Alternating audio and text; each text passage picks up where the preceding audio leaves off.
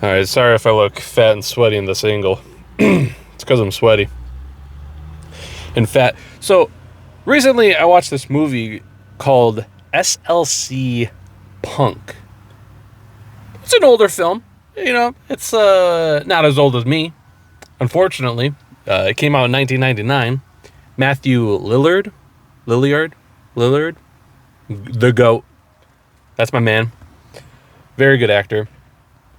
And it's this movie about this small town. SLC is Salt Lake City. Salt Lake City. You've heard of it. You've heard of Salt Lake City, right? LSC. That's what it stands for. That's the abbreviation. And it's about this guy and his best friend are allegedly the last two punks, or the only two true punks. Like, there's a lot of pride in their lifestyle, I suppose. If I keep looking at this, I'm not reading a script. It's small bullet points that I wanted to talk about. Honestly, this whole video could have been shot in under 1 minute, but I couldn't prevent myself from yapping. It's a humorous movie, but it's really a tragedy, kind of revolving around maturity. I can't even look at this thing. Like, this guy's constantly complaining about how the world is, how we're all gonna die, how we're killing the earth, and all of this. The world's gonna end. Like, real pessimistic stuff. Kind of, a lot of us probably went through a phase similar to this. Kind of just complaining how the world is, but doing nothing to change it is a huge reoccurring theme in the movie. All the while enjoying the spoils of the world that he hates. Like, he's constantly dropping acid, hosting parties, going to parties, getting into fights, going to concerts. His parents are rich. His father was a lawyer and wants him to be a lawyer just like him, which he doesn't want to do because he wants to be a punk, but I can't really tell you why he wants to be a punk. You know what I'm saying? I think it was his best friend that got him into that mix. He used to be just a regular nerd playing D&D with his best friend, but then something stirred in his best friend and he wanted to become a punk, and he kind of coerced, brought, his name's Steve-O, the main character's name is Steve-O. Bob is the best friend. Bob brought Steve-O into the world of punk through music. Sorry, it's really hot in this car. All the while, he so desperately wants to be a punk, but he's naturally book smart. Like, 4.0 student, graduates high school, graduates college, but now is... Okay, this is where... Listen, I don't know how college works. Apparently, you go to college, you graduate, and then you go to Harvard. I thought you just go to Harvard right out of high school. I don't know. Maybe that sounds crazy. Maybe that sounds crazy to you. I didn't know how it worked. I feel like people out of high school should be able to go to Harvard. I don't know why you wouldn't be able to. So him being naturally book smart makes him like the perfect cog in the machine that he so desperately despises. And it brings a lot of shame to himself. So he tries to deny his fate by going down this road of punkhood, of like getting into random fights. I don't know how real this is. Like, it was like skinheads walking down the road, just a few of them, and he would jump them. Like, were people jumping people all the time? What a time to be alive. And of course, he meets his fate on this road that he was trying to avoid, which kind of occurs through his friends all around him. Either one friend,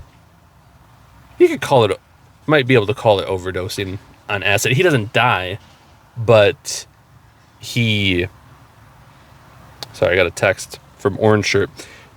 He doesn't die, but he gets so screwed up off of acid, he's never the same, and he turns into a beggar. He can't get a job. Another ride or die friend, I guess he was pretty young. Maybe not. He said he was 18 and he's going to Harvard. No, I might be messed up. No, scratch that. Cut that out. Tiny, cut that out. But he moves on to college, and it was kind of a shock to everybody because he was running in this punk crowd. The guy's name was Matt. He was such an integral part of this group of friends that it was kind of out of the blue that he would be going to college. But he was just a regular guy. Those were his friends, but he still had goals in life. He still had a plan, which struck a chord with me a little bit because outside of high school, it's so hard to explain because I knew all my friends were going to go to college, but they all went to different colleges and I had no plans to go to college. So it just kind of shook me up. I was like, oh, well, I'm going to be the only guy not going to college? I mean, that doesn't make sense. So I went to a community college for a semester, and then I realized how fun school was again. and then I figured out that I should just do daily vlogs on YouTube. It's way better plan than college. Anyways, so a friend goes to college. The one friend overdosed, quote unquote. Another friend moves, and then he's never heard from again. And then his last friend. This whole video is spoilers. I should have said this at the beginning. But now that we're at the end of the video, this is all spoilers. The last friend never did drugs. He drank a lot, and he was drunk, and he had this headache. And some random chick at the party gave him not Percocet. Not peroxide. Whatever. He overdoses. He dies. Which was traumatic because Steve-O got him home. They lived together.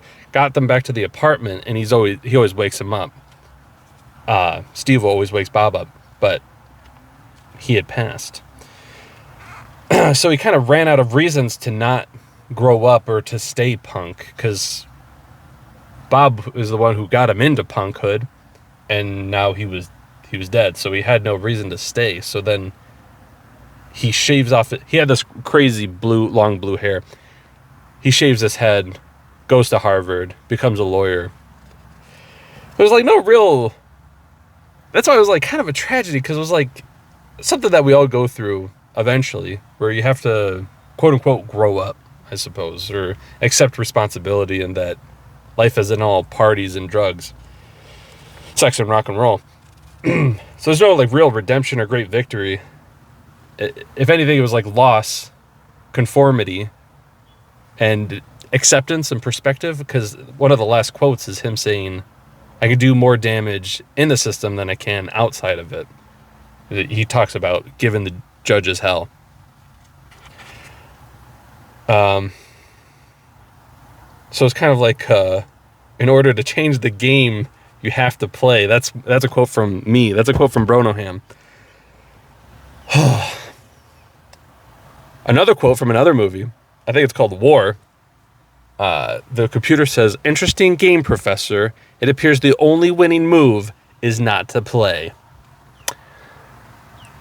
I feel like I would have had...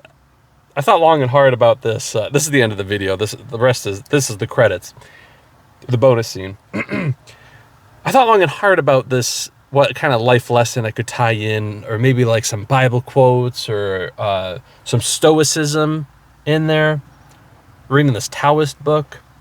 But honestly, I just wanted to talk about SLC Punk. So I decided to just spoil the whole movie. You should watch it still. I just decided to spoil the whole thing for you. That's kind of it. I just really liked the movie. Yeah. All right.